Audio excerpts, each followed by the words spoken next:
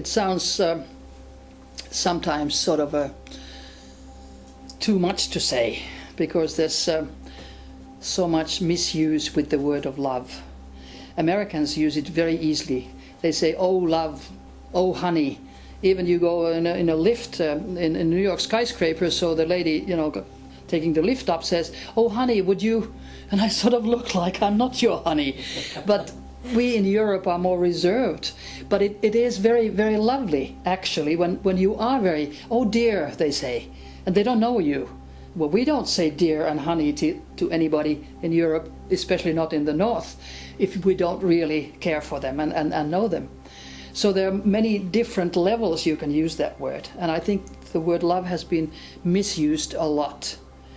And what we are trying to sort of convey now is that the goal is the universal love, which has nothing to do with sex, and nothing wrong with sex, absolutely not. But when you also think that you are actually an energy of love, vibrations are the love energy, the light energy. So it changes also the situation between man and woman. And we always think that it's a male and a female, but it can be anything. You can love anybody, and I don't mean pedophiles, because I don't think they love, they just have sex.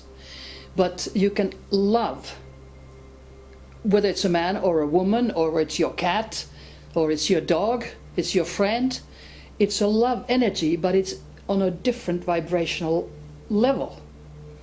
And when you think again that our body has sex, male or female, the light energy does not have sex.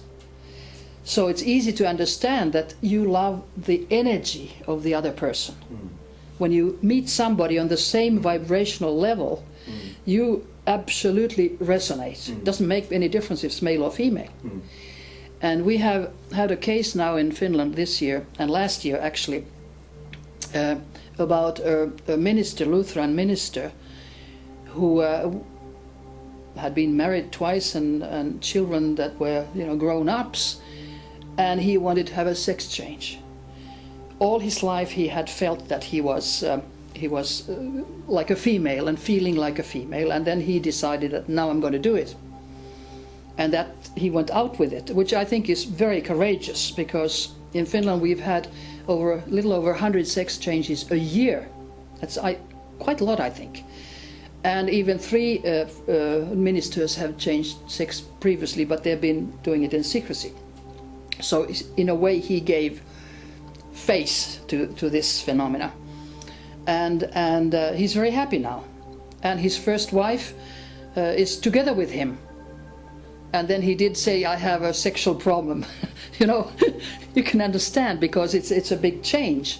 But of course it is the light energy, the spirit of you that feels to be female, because in my mind it has been incarnating many, many lifetimes in a female body. And then for lessons and learnings, we all have to be in both sexes to learn, to have balance. So he decided to incarnate now to a male body. And then he couldn't take it, because the female came through all the time. And on the other hand, if you ask me what his mission would have been, my opinion is absolutely, his mission was exactly to do this openly, to shake the whole country of Finland, that a minister can change sex. And why? You know, everybody started talking, everybody started thinking, why and what is this? Without maybe thinking that, hey, love is the answer. If you love a person, it doesn't actually matter what kind of body you have.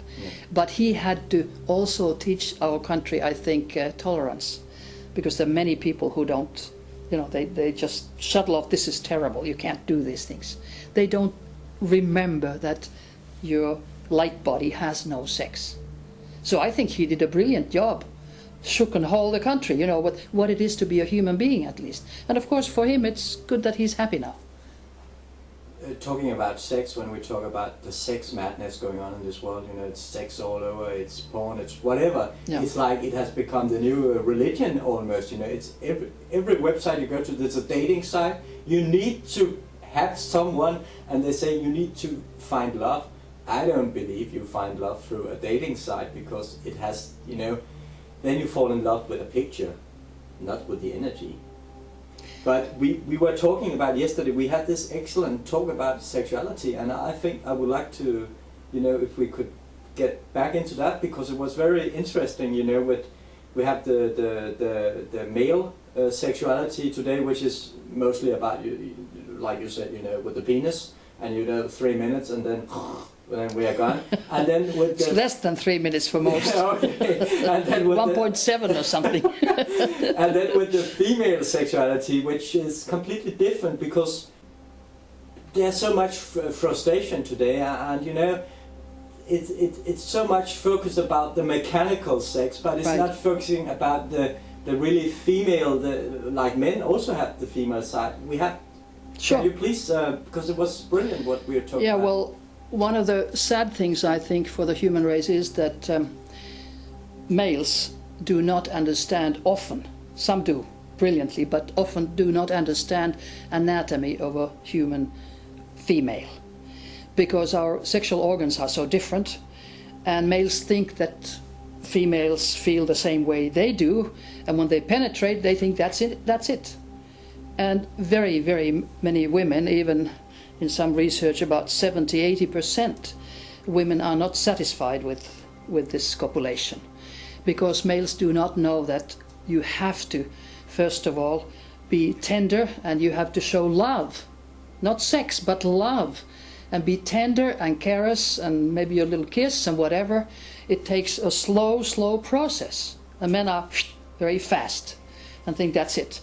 And then many men, even when they're 60 years old, I know because I have had patients when I was working in the field, they didn't even know that a woman has a clitoris and what is the purpose of it, because only normally when you caress the female sexual organs, you have to do that. You have to caress the clitoris, either before or after. But anyway, you can't just, you know, ignore it, because that's the way most women get their orgasm. And when you are 60 years old and you don't know the anatomy of a woman, your wife you've been married to for 40 years, now that's very sad, I think.